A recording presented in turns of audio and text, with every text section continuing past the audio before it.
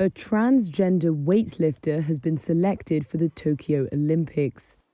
Laurel Hubbard will be the first transgender athlete to compete at the Games after being selected for New Zealand's national team. A historic moment in sport, according to the head of the country's Olympic Committee. Hubbard will compete in the super heavyweight category. Her selection is likely to reignite the debate over inclusion and fairness in sport. Richie Patterson is the president of Olympic Weightlifting New Zealand. We do know that there are many questions about fairness of transgender athletes competing in the Olympic Games, but I would like to take this opportunity to remind us all that Laurel has met all of the required criteria. She is a very dedicated and resilient athlete, and on behalf of Laurel, I would like to say how honoured she is to be in the team and appreciative of the support and help she has received to date. Hubbard had competed in men's weightlifting competitions before transitioning 8 years ago.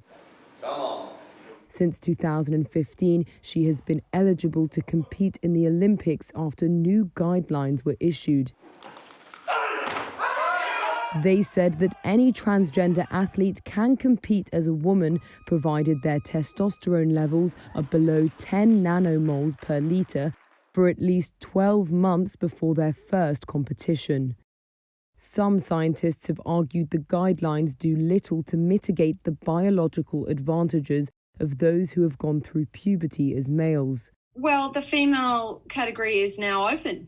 Save Women's Sport Australasia, an organisation for women athletes, criticised Hubbard's selection. You know, picking testosterone is a red herring. I mean, we're forgetting about the anatomy, the fast twitch muscle, the bigger organs. They have faster recovery, they have stronger bones, they don't have a tilted pelvis, so they're less likely to get knee and ankle injuries. The list goes on and on and on. Advocates for transgender inclusion argue the transition process decreases biological advantages considerably. The IOC has consistently said it is committed to inclusion, but that it's also reviewing its guidelines to take into account the perceived tension between fairness and safety and inclusion and non-discrimination.